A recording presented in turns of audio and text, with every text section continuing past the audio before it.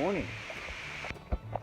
This is the 6th day of the 3rd week, 3.6.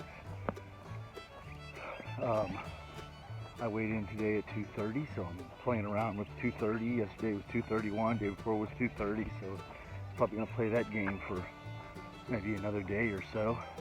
And then hopefully I dip down into the 20s, which would be nice. Got about maybe a little less than 10 days left of the month. So, I mean, I've got a chance at 225, which would be great. But I'll take what I can get right now. I'm already over my what I wanted, which was 20 pounds for this month. So I will definitely take that.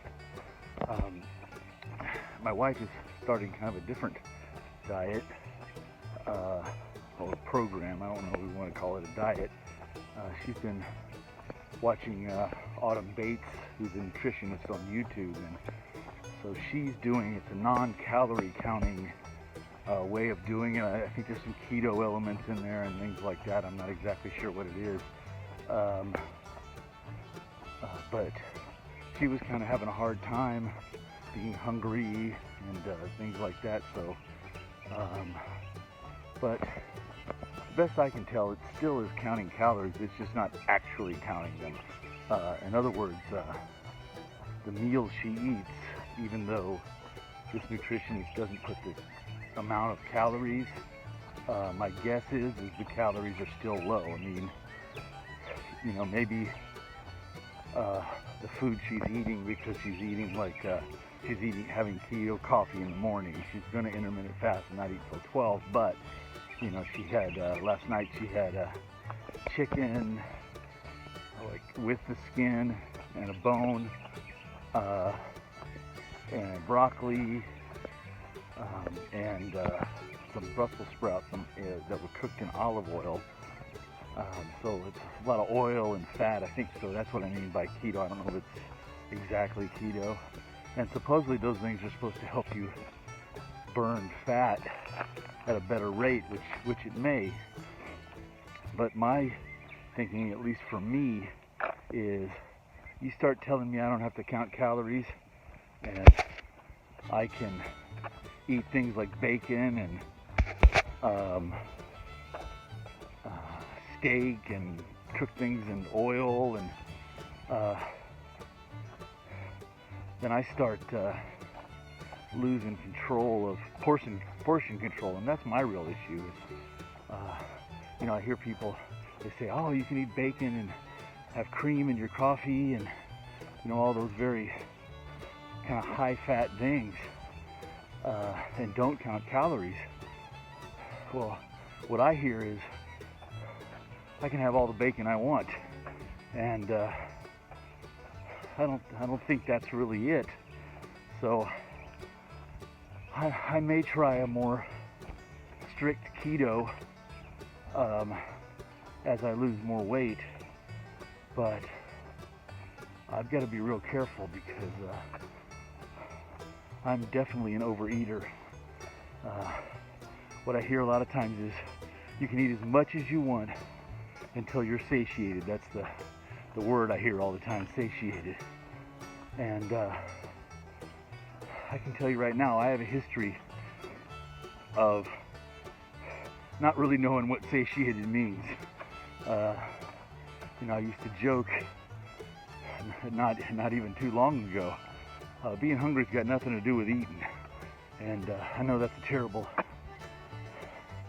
kind of idea to live with and even joke about, but that is the truth for me. It's not about hunger, or it's not just about hunger anyway. You know, and I think that's true of a lot of people.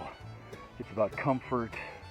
I'm sure there's a lot of emotional, psychological stuff going on there, but eating's not just about being quote-unquote satiated. So I got to be real careful about that if I choose to go that direction. I'm kind of happy with what I'm doing for now. I'm doing what I'm calling a loose keto. You know what I'm eating. and I'm still eating that pretty much. But I'm not eating bread, rice, potatoes, pasta. So I'm just trying to stay away from that kind of stuff. So I don't know if that's at least an element of keto. It's not actually keto, but for now it's working. I'm trying to keep it real simple, at least for these first couple of months, and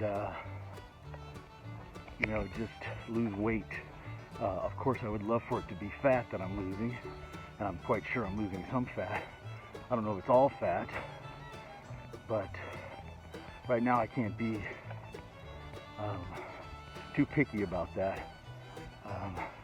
I've got plenty to lose, and I've lost plenty already, and I'm really happy about that. But I've got a lot more to lose,